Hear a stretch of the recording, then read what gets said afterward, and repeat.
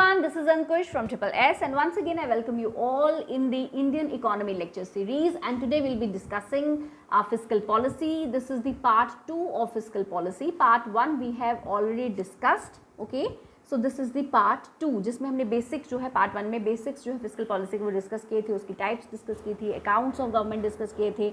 Now what is physical policy? Physical policy जो है actually एक ऐसी पॉलिसी है जो कि गवर्नमेंट को गाइड करती है कि आपने खर्चा कहाँ पे करना है और आपकी इनकम कहाँ से होगी. So basically it is related with physical policy जो है इट इज़ ऑल अबाउट ये किसके बारे में होता है, ये कि हमारे एक्सपेंसेस क्या होंगे, ठीक है, कि जो गवर्नमेंट है वो एक्सपेंसेस कहाँ कहाँ पे करेगी. बहुत से खर्चे होते हैं, उसको मैनेज करना होता है, एक्सपेंसेस कहाँ पे करेगी और फिर इनकम कहाँ से जनरेट करेगी, मतलब रिसीट्स कहाँ से आएंगी. तो ये सारी गवर्नमेंट जो है ये फिजिकल पॉलिसी में डिस्क्राइब करती है, ठीक है. तो जैसे कि आप कह सकते हो कि स्पेंडिंग कहाँ पे होगी, ठीक है. इनकम, जैसे कि सपोज आपने टैक्स के बारे में सुना होगा, तो टैक्स से क्या है, गवर्नमेंट जो है अपनी इनकम जनरेट करती है, ठीक है. तो इनकम कहाँ से आएगी, तो ये सब जो है ये फिजिकल पॉलिसी में डिस्क्राइब किया जाता है, ओके. ऑब्जेक्टिव है फिजिकल पॉलिसी के, जैसे कि इकोनॉमिक ग्रोथ है, एम्प्लॉयमेंट लेवल को मेंटेन करके रखना है, इन्फ्लेशन को कंट्रोल करना है. तो ये सारे जो हैं ये ऑब्जेक्टिव्स हैं फिजिकल पॉलिसी की. तो बेसिकली फिजिकल पॉलिसी कौन फ्रेम करती है? गवर्नमेंट ऑफ इंडिया फ्रेम करती है, ठीक है. तो ये आपने याद रखना है. अब देखिए हमने लास्ट लेक्चर में डिस्कस किया था जो है टाइप्स, जैसे कि प्रो साइक्लिकल, काउंटर साइक्लिकल, ये डिस्कस किए थे. फिर हमने जो हैं अकाउंट्स जो हैं गवर्नमेंट के वो डिस्कस किए थे, जिसमें हमने CFI which is consolidated fund of India, फिर public account of India, then contingency fund of India, ये सब हमने डिस्क्राइब किया था, ठीक है. आज हम स्टडी करेंगे about the classification of budget. देखिए बजट किसे कहते हैं? बजट जो है हमारी एनुअल फिनेंशियल स्टेटमेंट होती है contained in article 112 of the constitution.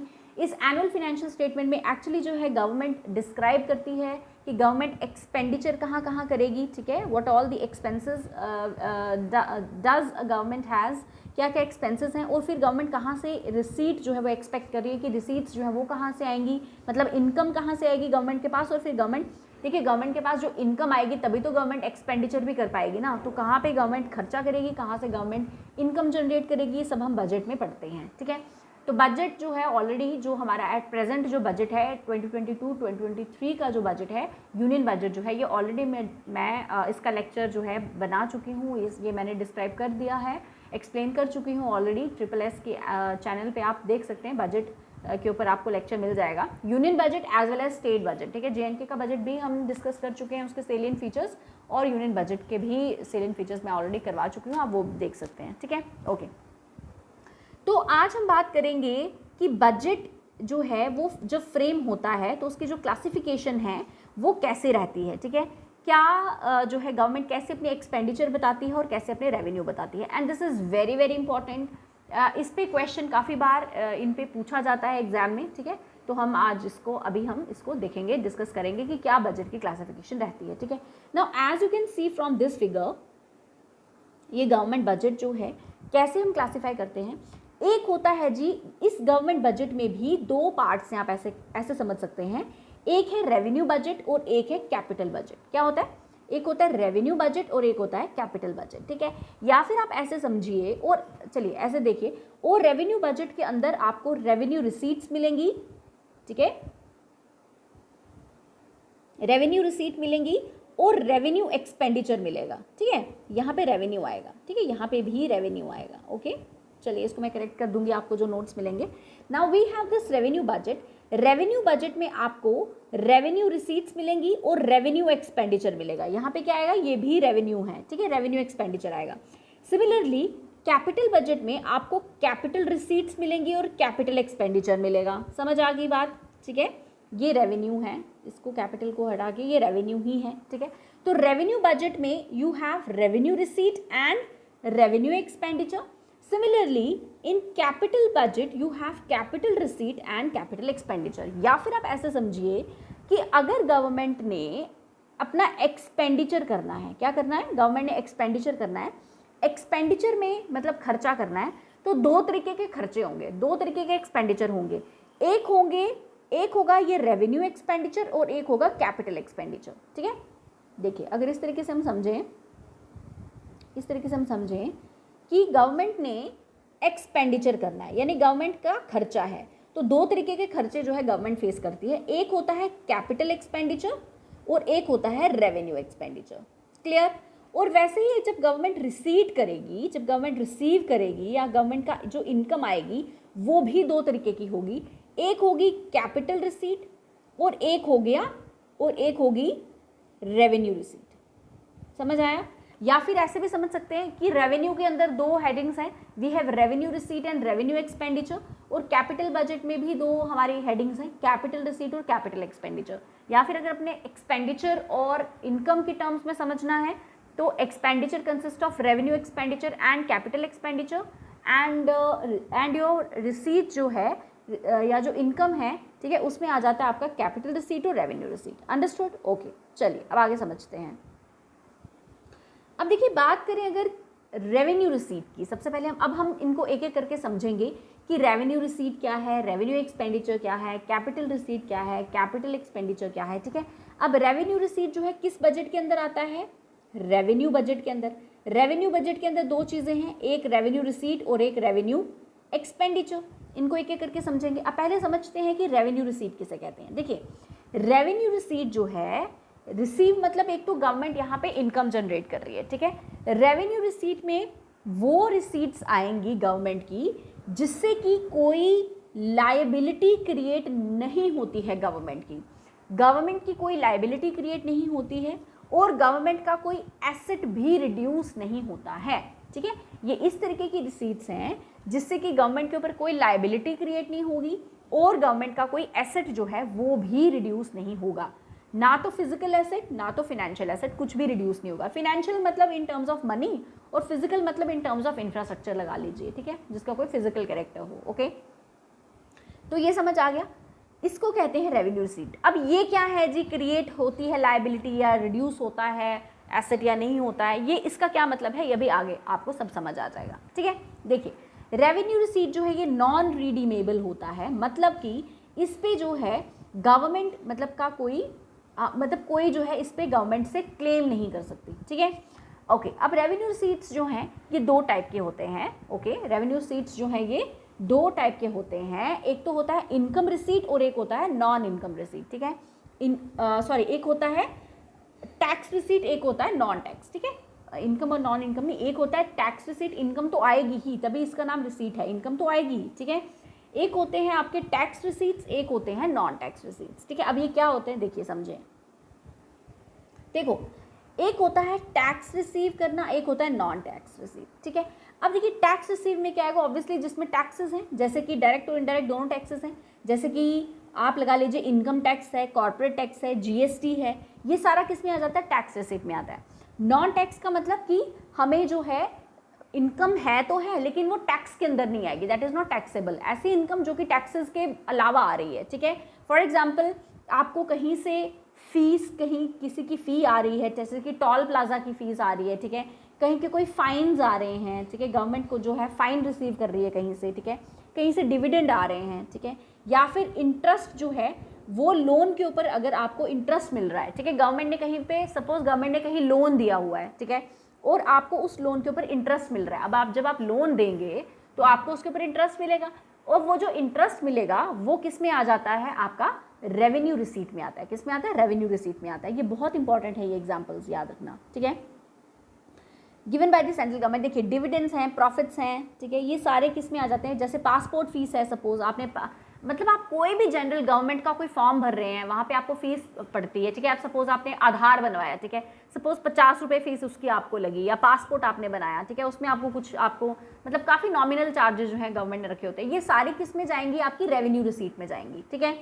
Okay, जो भी है, जो जैसे कि कैश, ग्रांटिंग एड, ये सब किस में जाता है आपका, ये सब जाता है नॉन टैक्स रिसीट में जाता है, ठीक है, नॉन टैक्स रेवेन्यू में जाएगा।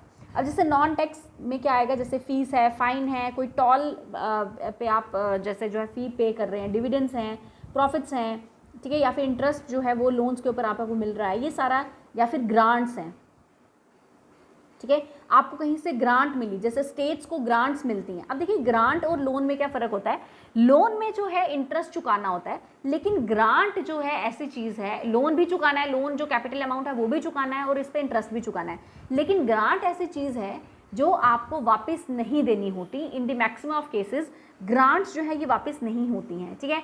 सपोज अगर सेंट्रल गवर्नमेंट किसी स्टेट को ग्रांट प्रोवाइड कर रही है तो उस पर वो जो स्टेट गवर्नमेंट है इट नीड नॉट नेसेसरली पे बैक द ग्रांट, वो ग्रांट नहीं मतलब पे बैक करते हैं। तो ग्रांट ऐसा है जिसको पे बैक नहीं किया करना होता है, लेकिन लोन जो है उसको पे बैक करना होता है। तो लोन जो है वो लाइबिलिटी होती है, लेकिन ग्रांट जो है वो लाइबिलिटी नहीं होती। अब देखिए वापस आप डेफिनेशन पे आइए। जब हमने स्टार्टिंग में मैंने आपको बताया कि रेवेन्यू रिसीट में वो रिसीट्स आएंगी, ठीक है, जो कोई लाइबिलिटी क्रिएट नहीं करेगी और कोई गवर्नमेंट का कोई एसेट भी रिड्यूस नहीं करेगी। अब देखिए आपने जितनी भी एग्जांपल्स पढ़ी, जैसे मैंने आपको कहा टैक्स जो है वो जब आता है, टैक्स एज अ इनकम जब हम पढ़ते हैं तो रेवेन्यू रिसीट में आता है। अब आप देखिए जब गवर्नमेंट टैक्स जनरेट करती है तो गवर्नमेंट को के ऊपर कोई लाइबिलिटी पड़ रही है? नहीं, गवर्नमेंट को तो सिर्फ इनकम आ रही है, गवर्नमेंट की तो कोई लाइबिलिटी नहीं है ना। गवर्नमेंट के ऊपर कोई लाइबिलिटी पड़ रही है इस चीज़ की? नहीं, हमें तो सीधी सीधी इनकम आ रही है, मतलब टैक्स मिल रहा है हमें, ठीक है, और कोई एसेट भी रिड्यूस नहीं हो रहा है, ठीक है। वो आगे हम एग्जाम्पल्स देखेंगे, आगे आपको और समझ आएगी कि कैसे रिड्यूस होता है गवर्नमेंट का एसेट, ठीक है। अब अगर सपोज हमें इंटरेस्ट आ रहा है, लोन पे हमें इंटरेस्ट आ रहा है, रेवेन्यू रिसीट है, एग्जाम्पल है इसकी, ठीक है। क्या इस पे कोई लाइबिलिटी पड़ रही है गवर्नमेंट को? नहीं पड़ रही है भाई, हमें सीधे इंटरेस्ट आ रहा है, हमें कौन सी लाइबिलिटी देनी है। क्या गवर्नमेंट का कोई एसेट रिड्यूस हुआ यहाँ पे? नहीं हुआ, ना कोई एसेट रिड्यूस हुआ, ना गवर्नमेंट को कोई लाइबिलिटी पड़ी, जब सिर्फ इनकम ही आ रही है यहाँ पे हमें। तो ये सब किसके पार्ट होते हैं? रेवेन्यू रिसीट के।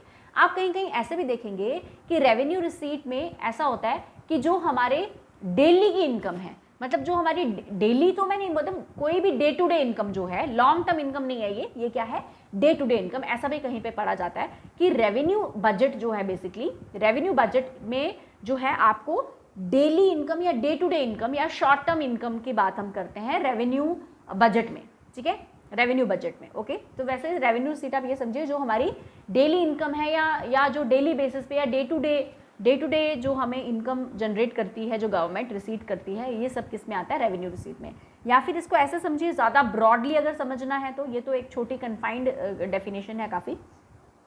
ब्रॉडली इसका मतलब यही होता है कि जिससे कोई गवर्नमेंट की कोई लायबिलिटी क्रिएट नहीं हो रही और गवर्नमेंट का कोई एसेट रिड्यूस नहीं हो रहा, ठीक है।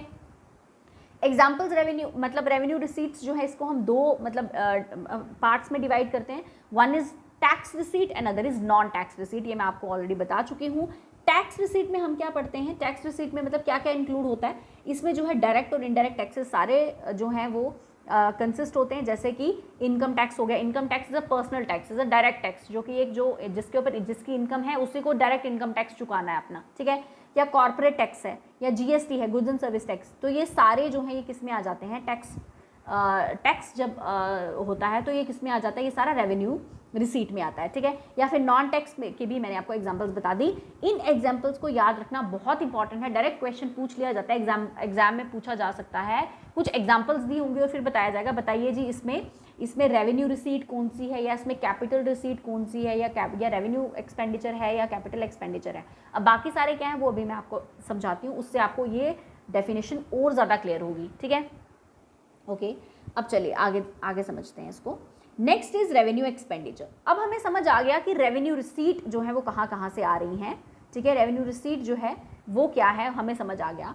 अब हम समझेंगे मतलब ये रेवेन्यू रिसीट में गवर्नमेंट जो है वो इनकम जनरेट करती है सोर्सेज से, ठीक है। टैक्स रिसीट से और नॉन टैक्स रिसीट से इनकम जनरेट करती है government.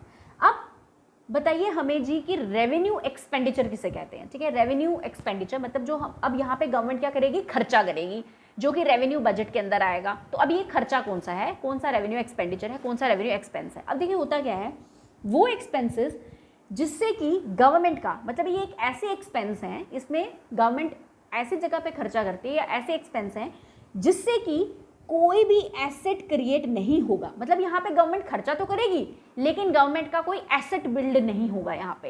Asset in terms of, देखिए एसेट किसे कहते हैं? एसेट कोई भी आपका इंफ्रास्ट्रक्चर बन रहा है, ठीक है, कोई इंफ्रास्ट्रक्चर बन रहा है या फिर ज़रूरी नहीं इंफ्रास्ट्रक्चर ही बन रहा है, इंफ्रास्ट्रक्चर फिजिकल एसेट हो गया आपके, मतलब आपको कहीं से आपको इनकम जनरेट हो रही है, कहीं पे एसेट क्रिएट हो रहा है, वो सब वो होता है आपकी एसेट क्रिएशन, ठीक है। अब यहाँ पे गवर्नमेंट खर्चा तो कर रही है लेकिन गवर्नमेंट का कोई एसेट क्रिएट नहीं हो रहा है। तो ऐसे खर्चे जहाँ पे गवर्नमेंट खर्चा करेगी लेकिन गवर्नमेंट का कोई एसेट नहीं बनेगा और गवर्नमेंट की लायबिलिटी जो है वो भी रिड्यूस नहीं होगी, ठीक है। मतलब गवर्नमेंट खर्चा तो कर रही है लेकिन गवर्नमेंट की कोई लाइबिलिटी भी डिक्रीज नहीं हो रही, कोई लाइबिलिटी भी रिड्यूस नहीं हो रही गवर्नमेंट की, ठीक है, और गवर्नमेंट का कोई एसेट भी क्रिएट नहीं हो रहा है, ऐसे खर्चे कौन से होते हैं, रेवेन्यू एक्सपेंडिचर में आते हैं, ठीक है। Revenue expenses relate to the expenses incur to the normal functioning of the government department and various services, ठीक है। अब देखिए है क्या ये, मैंने आपको कहा रेवेन्यू बजट में रेवेन्यू रिसीट्स और रेवेन्यू एक्सपेंडिचर आते हैं, ठीक है। तो रेवेन्यू रिसीट्स हम ऑलरेडी पढ़ चुके हैं, अभी रेवेन्यू एक्सपेंडिचर है। और इन अदर टर्म्स, मतलब अगर मैं, ये ब्रॉड डेफिनेशन है, वैसे आपने ये डेफिनेशन ज़्यादा इंपॉर्टेंट है, ये आपने ज़्यादा याद रखनी है, या फिर आप ऐसे समझिए कि रेवेन्यू एक्सपेंडिचर को आप ऐसे भी कह सकते हैं कि जो आपके डे टू डे एक्सपेंडिचर हैं, गवर्नमेंट के डे टू डे एक्सपेंडिचर हैं या डेली एक्सपेंडिचर हैं, ठीक है। वैसे ही ये अगर मैं आपको डे टू डे या डेली एक्सपेंडिचर की बात करूँ तो ये ज़्यादा जो है ये बिजनेस के रिलेटेड है, ये कॉर्पोरेट हाउसेस के रिलेटेड है, कि जो बिजनेस हाउसेस हैं वो ऐसा समझते हैं कि जो उनके डेली के जो खर्चे हैं वो रेवेन्यू एक्सपेंडिचर में डालते हैं वो, ठीक है। तो चलिए थोड़ा सा मैं रिलेट करने के लिए आपको यहाँ पे भी मैंने बोल दिया कि आप समझिए कि जो डेली के या डे टू डे एक्सपेंडिचर जो है वो आपके रेवेन्यू एक्सपेंडिचर में आएंगे, ठीक है। फॉर एग्जाम्पल, अब इसके एग्जाम्पल क्या है, देखिए गवर्नमेंट को सैलरीज पे करनी होती हैं, जो भी गवर्नमेंट एम्प्लॉयज़ हैं, ठीक है, या गवर्नमेंट की कोई लेबर है, गवर्नमेंट को वेजेस पे करने पड़ेंगे या गवर्नमेंट को सैलरी देनी पड़ेगी, ठीक है। तो उससे कोई एसेट तो क्रिएट नहीं हो रहा है गवर्नमेंट का, क्या कोई एसेट क्रिएट हो रहा है गवर्नमेंट का, नहीं हो रहा है, ठीक है। तो सैलरी और वेजेस जो गवर्नमेंट पे करती है, इससे कोई आप देख सकते हैं कि डायरेक्टली कोई एसेट पे नहीं हो रहा, तो this is an example of the revenue expenditure, ठीक है। पेंशन गवर्नमेंट दे रही है, ठीक है, गवर्नमेंट इज गिविंग पेंशन, तो क्या पेंशन से कोई एसेट क्रिएट हो रहा है, नहीं हो रहा है, तो pension is also an example of revenue expenditure. Government subsidies देती है, ग्रांट्स और एड्स देती है, स्टेट्स को दे सकती है गवर्नमेंट, जो है हमारी सपोज इंडियन गवर्नमेंट है, वो स्टेट्स को जो है ग्रांट्स या एड्स दे सकती है, वेरियस स्टेट्स को दे सकती है, या फॉरेन में किसी और कंट्री में कोई कैलेमिटी आ गई, नेचुरल कैलेमिटी आ गई या कुछ भी आ गया, कुछ भी वहाँ पे इमरजेंसी की रिक्वायरमेंट है, तो वो सारी किस में आती है, ग्रांट्स और एड्स में आती हैं, ठीक है। तो ये सारी क्या होगी, हमारी रेवेन्यू एक्सपेंडिचर होगी, ठीक है। फॉर एग्जांपल कहीं पे एम्प्लॉयज़ को गवर्नमेंट को मुआवजा देना पड़ता है, ठीक है, कहीं पे आग लग गई है या कहीं पे कोई भी मतलब कोई एक्सीडेंट हो गया है, तो वहाँ पे जो लोग हैं आप देखते हो कि उनको रिलीफ, उनको जो है गवर्नमेंट जो है रिलीफ प्रोवाइड करती है, ओके। तो ये सारा किस में आ जाता है, ये सारा रेवेन्यू एक्सपेंडिचर में आएगा, okay. Next we have expenses and law and order. Law and order पे गवर्नमेंट खर्चती है, या फिर डिफेंस पे भी अगर गवर्नमेंट जो है डिफेंस एक्सपेंसेस करती है, ठीक है, तो ये सारे किस में आते हैं, रेवेन्यू एक्सपेंडिचर में आते हैं। ये आपने एग्जांपल्स याद रखनी हैं, ठीक है। तो रेवेन्यू एक्सपेंडिचर पे आते हैं ये। तो what is revenue expenditure now, revenue expenditure वो एक्सपेंडिचर है, वो एक्सपेंस है, वो खर्चा है गवर्नमेंट का, जिससे कोई एसेट क्रिएट नहीं होगा और कोई लाइबिलिटी भी रिड्यूस नहीं होगी। तो इसमें होपफुली आपको एग्जाम्पल्स अब समझ आ गई हैं, ठीक है, समझ आ गया कि जो भी सैलरी पे, वेजेस पे, पेंशन पे, सब्सिडीज़ पे, ग्रांट और एड पे, एक्सपेंसेस पे, expense on law and order, या फिर आप कह सकते हो डिफेंस एक्सपेंसेस जो हैं, तो ये सारी किसमें, या फिर इंटरेस्ट पेमेंट्स हैं, ठीक है, कोई इंटरेस्ट पेमेंट है, इंटरेस्ट पेमेंट करनी है, अब गवर्नमेंट ने लोन लिया है पर उस पर इंटरेस्ट पेमेंट भी करनी है, तो ये जो इंटरेस्ट पेमेंट करनी है ये सारी किस में आती है, ये आती है आपकी रेवेन्यू एक्सपेंडिचर में, ठीक है। जो इंटरेस्ट आता है लोन पे वो आता है रेवेन्यू रिसीट में, और जो इंटरेस्ट देना है वो आता है रेवेन्यू एक्सपेंडिचर में। होप आई एम क्लियर है, ठीक है। आप कहीं कहीं पे देखेंगे कि रेवेन्यू एक्सपेंडिचर कहीं कहीं पे लिखा होगा कि डेवलपमेंटल होता है और नॉन डेवलपमेंटल होता है। रेवेन्यू एक्सपेंडिचर में भी कहीं कहीं पे आपको दिखेगा कि ये डेवलपमेंटल एक्सपेंडिचर भी हो सकता है और नॉन डेवलपमेंटल एक्सपेंडिचर भी हो सकता है। अब देखिए वैसा क्या है, आप जहाँ पे भी आपको लगेगा कि कहीं पे डेवलपमेंट सेक हो रहा है, वैसे तो डेवलपमेंटल काफ़ी कम एक्सपेंडिचर होता है रेवेन्यू में। जैसे कि सपोज कोई एसेट है, उसकी मेंटेनेंस देनी है, उसके ऊपर वापस मेंटेनेंस देनी है, तो वो डे टू डे खर्चा हो गया, वो किस में आ जाएगा, आपका डेवलपमेंटल आ जाएगा। या फिर आप रिसर्च ऑन डेवलपमेंट पे खर्च रहे हैं, तो वो भी डेवलपमेंटल खर्चा आ जाएगा, developmental revenue expenditure. Non developmental revenue expenditure हो गया, जैसे इंटरेस्ट पेमेंट है, ग्रांट और एड है, सब्सिडीज हैं, सैलरीज हैं, वेजेस हैं, पेंशन है, ये सारा किस में आ जाता है, नॉन डेवलपमेंटल में, ठीक है। तो वैसे आप होली सोली ऐसे रेवेन्यू एक्सपेंडिचर याद रख सकते हैं, ओके, समझ आ गया। Next we have capital receipts, ठीक है, कैपिटल रिसीट्स किसे कहते हैं, ठीक है। अब देखिए कैपिटल रिसीट समझने से पहले हम समझते हैं कैपिटल एक्सपेंडिचर को, उसके बाद हम कैपिटल रिसीट्स पे आएंगे। अब देखिए मैंने आपको क्या कहा कि जो बजट है वो होता है एक रेवेन्यू बजट और एक कैपिटल बजट। रेवेन्यू बजट हम कर चुके हैं, रेवेन्यू बजट में हमने रेवेन्यू रिसीट्स और रेवेन्यू एक्सपेंडिचर देखा। अब हम बात करेंगे कैपिटल एक्सपेंडिचर की, okay. Now what is this capital expenditure. देखिए कैपिटल एक्सपेंडिचर जो है ये वो एक्सपेंस है and very important, capital expenditure is very very very important. Capital expenditure जो है गवर्नमेंट का, ये वो एक्सपेंस है जिससे कि गवर्नमेंट का एसेट क्रिएट होगा। Government will create an asset. यहाँ पे गवर्नमेंट एक्सपेंडिचर तो करेगी, खर्चा तो करेगी, लेकिन साथ ही साथ गवर्नमेंट का एसेट भी बनेगा, गवर्नमेंट का कोई एसेट भी बनेगा। अब वो एसेट जो है वो फिजिकल भी हो सकता है, वो फाइनेंशियल भी हो सकता है, ठीक है। और गवर्नमेंट की लायबिलिटी जो है वो रिड्यूस करेगा, ठीक है। ऐसा एक्सपेंस है जिससे कि आपकी एसेट क्रिएट होगा, ठीक है। और क्या होगी, गवर्नमेंट की लायबिलिटी जो है वो भी कम होगी, लायबिलिटी भी कम होगी और एसेट भी क्रिएट होगा। ये होता है गवर्नमेंट एक्सपेंडिचर, ओके। या फिर आप ऐसे भी समझ सकते हैं in other terms, capital expenditure, capital expenses वो एक्सपेंसेस होते हैं जो लॉन्ग टर्म, हम कोई बड़ा प्रोजेक्ट चला रहे हैं, ठीक है, उसमें जो एक्सपेंस होगा दैट इज कैपिटल एक्सपेंडिचर, ठीक है।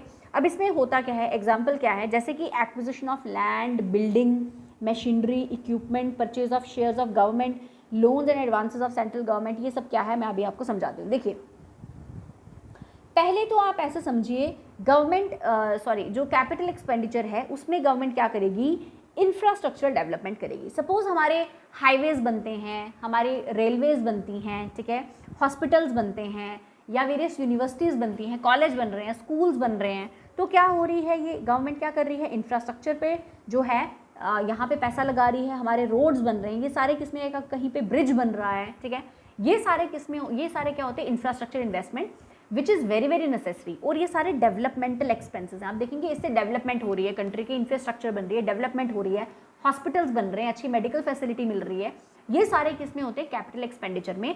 तो ये एक्सपेंडिचर होना बहुत ज़रूरी होता है। यानी कि अगर गवर्नमेंट बजट में ये शो करती है कि उसका कैपिटल एक्सपेंडिचर ज़्यादा है, तो इससे कि ये अच्छा साइन होता है, it is a good sign. ये नहीं समझेगा कि भाई गवर्नमेंट तो ऐसे फालतू का खर्चा कर रही है, no. So capital expenditure is very very necessary. Capital expenditure पे अगर ज़्यादा गवर्नमेंट खर्च रही है, इसका मतलब डेवलपमेंट पे गवर्नमेंट ज़्यादा खर्च रही है, इंफ्रास्ट्रक्चर पे ज़्यादा खर्च रही है, ओके। तो this is basically capital expenditure is good, ठीक है। इसको आप कहीं कहीं पे देखेंगे, इसकी शॉर्ट फॉर्म होती है कैपेक्स, ऐसे लिखा होगा, CAPEX, कैपेक्स, यानी कैपिटल एक्सपेंडिचर, ऐसे लिखा होगा, इसकी शॉर्ट फॉर्म होती है, ठीक है।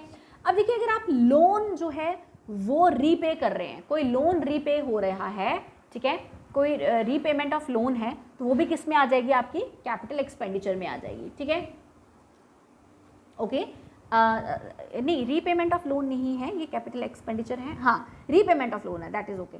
अगर गवर्नमेंट जो है वो किसी लोन को रीपे कर रही है, वो भी किस में आता है, कैपिटल एक्सपेंडिचर में। अब वो कैपिटल एक्सपेंडिचर में कैसे है, देखिए, जब आप लोन को रीपे करते हो तो यानी कि गवर्नमेंट की लायबिलिटी कम हो रही है ना, गवर्नमेंट की जो लायबिलिटी है वो रिड्यूस हो रही है। गवर्नमेंट अब ऑब्वियसली लोन तो कहीं ना कहीं से गवर्नमेंट उठाएगी, या तो पब्लिक से भी उठा सकती है, पब्लिक बोरोइंग से, RBI से ले सकती है गवर्नमेंट, जो है RBI ही बीच में एक्चुअली इंटरवीन करती है, ठीक है, which is the reserve bank of India, okay. तो ये सब जो है, अब सपोज RBI से गवर्नमेंट ने पैसा उठाया, या किसी स्टेट से गवर्नमेंट ने जो है, या इंटरनेशनल किसी ऑर्गेनाइजेशन से गवर्नमेंट ने जो है लोन उठाया, उसको रीपे भी तो करना है, since it is a liability, ठीक है। तो जो लोन है वो क्या है, हमारे ऊपर लायबिलिटी होती है, गवर्नमेंट के ऊपर लायबिलिटी, अगर लोन लिया उसको रीपे करना, ये भी कैपिटल एक्सपेंडिचर में आता है, ठीक है। Loans given to government, okay, तो ये भी किस में आता है, कैपिटल एक्सपेंडिचर में आता है। अब अगर लोन जो है किसी गवर्नमेंट को दिया है, ओके, लोन जो है किसी गवर्नमेंट को दिया है, तो ये भी किस में आ जाएगा, आपका कैपिटल एक्सपेंडिचर में आ जाएगा, ओके, किस में आ जाएगा, कैपिटल एक्सपेंडिचर में। ये आपको समझ आ गया ये, ठीक है, ओके। अब ये आ गया जी आपका कैपिटल एक्सपेंडिचर, याद रखना है, जिसमें क्रिएट होती है, एसेट क्रिएट होता है, और लायबिलिटी जो है वो रिड्यूस होती है। अब आ जाओ जी आप कैपिटल रिसीट पे। कैपिटल रिसीट किसे कहते हैं? अब कैपिटल रिसीट जो है ये यानी कि यहाँ पे इनकम जनरेट करेगी गवर्नमेंट, जिससे क्या होगा, लायबिलिटी क्रिएट होगी। It will either create a liability और it will reduce the asset. या तो गवर्नमेंट को जो है इस पर लायबिलिटी पड़ेगी, ठीक है, लायबिलिटी होगी गवर्नमेंट की, और इससे क्या होगा, एसेट जो है गवर्नमेंट का, या फिर क्या होगा, इससे गवर्नमेंट का एसेट जो है वो रिड्यूस होगा। तो वो किस में आ जाते हैं, आपके कैपिटल रिसीट में, ठीक है। हमने रेवेन्यू रिसीट में देखा था, रेवेन्यू रिसीट में क्या होता है कि कोई लायबिलिटी क्रिएट नहीं होती, कोई एसेट रिड्यूस नहीं होता, ठीक है। बट कैपिटल रिसीट में क्या होगा, कैपिटल रिसीट जो है उससे क्या होगा, यानी कैपिटल रिसीट से एक तो लायबिलिटी क्रिएट होगी और एसेट जो है वो रिड्यूस करेगा, ठीक है। अब कैसे होगा आगे देखते हैं। देखिए, the main items of capital receipts are, अब कैपिटल रिसीट में क्या क्या आइटम्स होंगी, जैसे कि अगर गवर्नमेंट ने कहीं से लोन लिया, अगर गवर्नमेंट ने यहाँ पे कहीं से लोन लिया तो वो किस में आ जाएगा आपका कैपिटल रिसीट में। लोन जो भी गवर्नमेंट लेगी, अब क्यों वो कैपिटल रिसीट में आएगा, क्योंकि इससे गवर्नमेंट की लायबिलिटी क्रिएट हुई ना, गवर्नमेंट को ये लोन वापस भी तो करना है।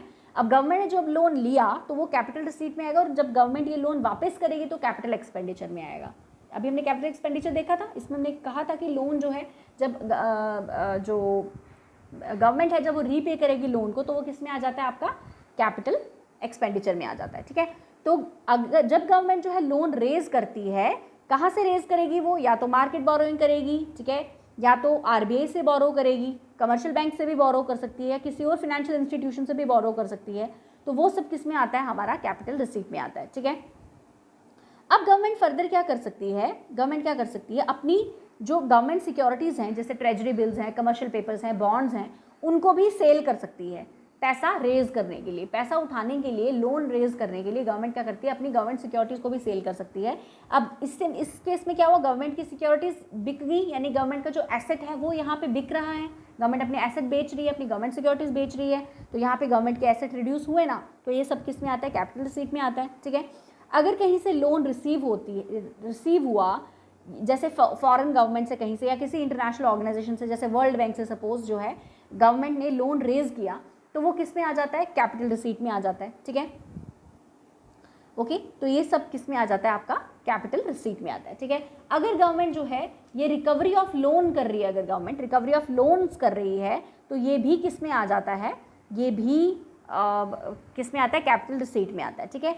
इसमें स्मॉल सेविंग्स भी आ सकती हैं, प्रोविडेंट फंड्स वगैरह जो हैं ये भी सब आ सकते हैं, ठीक है।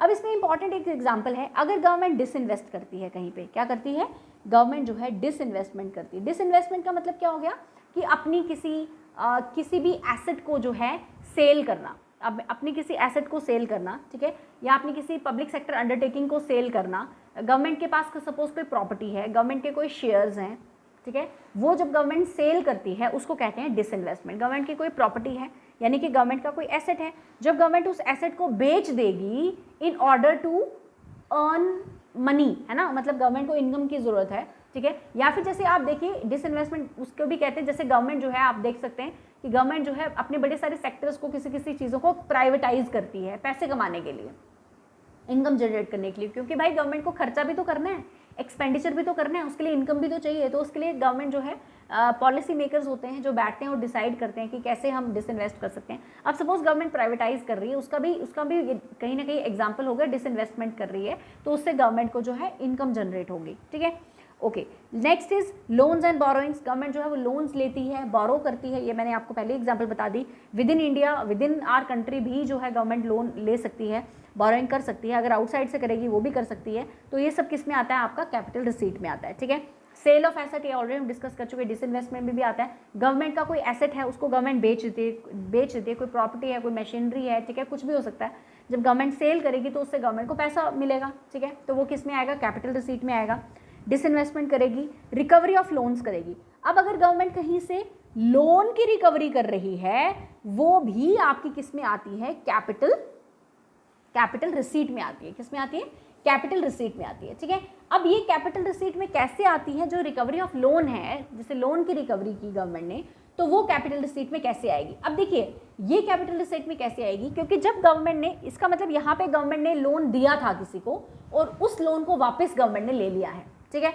अब देखिए ये तो आपको पता ही होगा कि जब आप लोन किसी को देते हैं तो आपका एक एसेट क्रिएट होता है, अगले बंदे के लिए लायबिलिटी है बट आपके लिए वो एसेट बन जाएगा अगर आप किसी को लोन देंगे, क्योंकि वो लोन आपको वापस मिलेगा फ्यूचर में, ठीक है।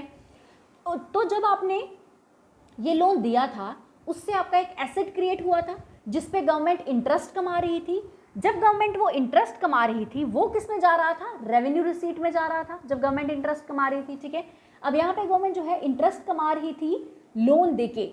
अब जब ये लोन वापस जो है रीपे हो गया है तो यानी कि उसका एसेट जो है वो लूज हुआ है। अब यहाँ पे गवर्नमेंट जो है इंटरेस्ट नहीं कमा पाएगी, अब उसकी लोन की रिकवरी हो गई है, यहाँ पे इंटरेस्ट नहीं कमा पाएगी, ओके। तो यहाँ पे आप लगा लीजिए कि लोन, अगर आप लोन को एज एन एसेट समझते हो, लोन एज एन एसेट है, तो जब लोन की रिकवरी होगी यानी आपका एसेट रिड्यूस हुआ है। तो it is an example of, हम रिकवरी ऑफ लोन को किस में रखते हैं, कैपिटल रिसीट में रखते हैं, याद रखिएगा ये चीज़, ठीक है, कि जो रिकवरी ऑफ लोन है वो किस में आएगी, वो कैपिटल रिसीट में आएगी, ठीक है। लेकिन अगर इंटरेस्ट जो है मिल रहा है लोन पे, वो किस में आता है, वो रेवेन्यू रिसीट में आता है। ऐसे आप याद रखिएगा कि जो लोन है ये इस तरीके के क्वेश्चन, ट्रिकी क्वेश्चन एग्जाम में पूछे जाते हैं कि रिकवरी ऑफ लोन्स आप किस में रखेंगे, ठीक है।